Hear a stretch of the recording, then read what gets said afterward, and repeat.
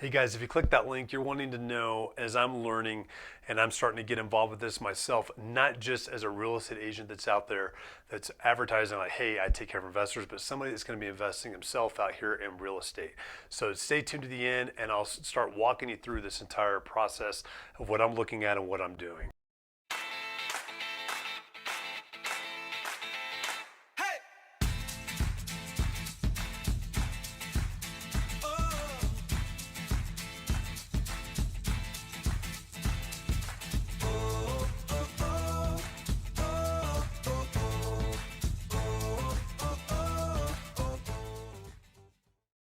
Hey guys, really quick before we get in that video, my name is James D with James D My Real Estate Team, and I just wanted to make sure if you haven't done this already, make sure you hit that subscription button down below, the notification bell. What that does is keeps you notified every time we come up with a new video. We do at least 2 a week, and I just want to keep you updated and just cool things to do, cool things to see out here within the Woodland Park and Teller County area, and you get to see a little bit of how I like living my life out here as well. If you've got any questions or comments, please don't hesitate. Give me a call, shoot me a text at 719-266-2725. You can also email me at info@jdmret.net, and I will get back to you as fast as I can to answer any of those questions or comments. And if you've got any real estate needs out here whatsoever, please, once again, don't hesitate. Give me a call or shoot me that email or that text. This is James D with James D My Real Estate Team, the team leader here, and I absolutely love living here and I love helping people out here in this area too. Hope you guys like this video. Okay guys, I just decided, I'm going to do some videos on this stuff as well as I'm starting to educate myself. I have helped lots of investors out finding investment properties out here that met their criteria, but what I've really started diving into for myself as we go from 2022 into 2023, we've seen the market pivot, is I'm looking at myself and my wife getting involved in the real estate investment realm. Now, as I learn this, I'm going to kind of go through a bunch of these different little videos in this series to kind of help you walk you through what my thought process is and why I choose the things that I do. And then you can decide if you want to do something similar with that. And I would love to help you through that process also. So really what I've been getting into lately is number one, making sure that I am financially secure and set for myself and my business as well as in my personal life. We've got everything paid off debt-wise minus the house, and that is a very important place to be as an investor in my opinion because it's a lot less risky. I can really manage a lot more of what I've got going on and what I'm doing. Just making sure that when I need to have money in that liquid funds available, I've got it available for myself when I have an emergency pop up. And planning for emergencies is absolutely key, especially with investments, because you're literally building a business as you go into this real estate investment side. Now, some of the things that I've been kind of venturing into is I'm looking at and I'm trying to decide right now where I want to start my investments. If I want to start up here in the Teller County area, which I'm very familiar with, or if I want to start down in the Colorado Springs area, which I'm very familiar with as well. Now, I live in Teller County, so I'm close to both areas, so I'm not as concerned. And right now, I'm currently leaning more towards that Colorado Springs area, and here's why. As I get into my investment portfolio and start building that portfolio and increasing what we've got property-wise in it, I'm probably going to start as small as I can, but still making sense. And what do I mean by that? As small as I can in the amount of cash that I have to have available for like a down payment, for getting a loan on investment property, and the risk that's involved with that as I continue to learn on the property management side of myself. Because investing isn't just going out and acquiring the property, but it's also learning how to manage it and make sure you've got cash flow and the ability for it to appraise and rise in value. So this is really, really cool for me in my mind. I'm thinking this is an awesome wealth building engine that I want to utilize for myself and that I want to help other people out there to be able to kind of dive into and delve into as well. One of the things, I was reading a book recently, and it's definitely a book to take a look at. I absolutely encourage you to look at this for a foundation to investing if you've not done real estate investing before, but it's The Millionaire Real Estate Investor by Gary Keller. Awesome book.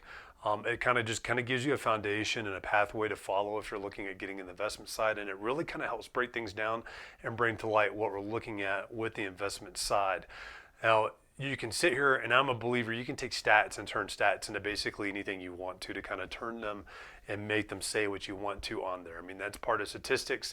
That's part of what statistics shows. The numbers are going to show what you want to show them for, as long as those are available to do that. And I know it's kind of confusing to hear, but what I'm really trying to say is I've opened my eyes to a different perspective on money that's put down on a property and how that looks as far as what that's going to do in the future for you as well. Let me kind of explain what I'm saying. We'll take a very simple purchase, like let's say a $200,000 condo. Looking at a $200,000 condo, your typical investment loan, unless you're getting creative financing, which is very doable.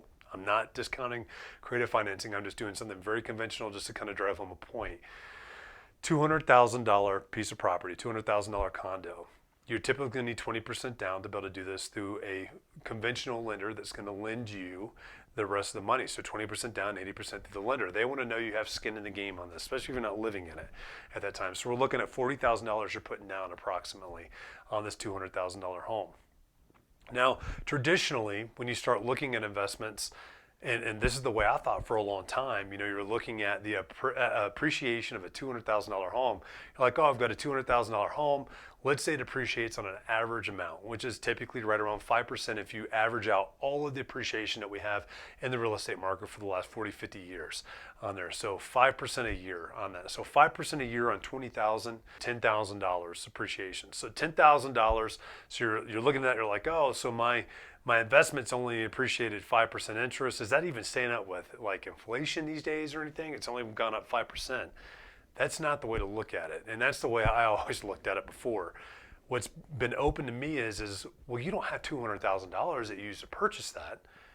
You use $40,000 to purchase that. So you're $40,000 invested. And we're not even talking about the cash flow portion of having a renter in there at this point.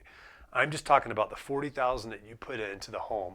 And let's imagine right now that a renter's been in it for the last year and they've broken even on your mortgage that you're paying for this home, for this condo on it. So that's a wash in and of itself. $40,000 down, but you made $10,000 that $40,000 you put in.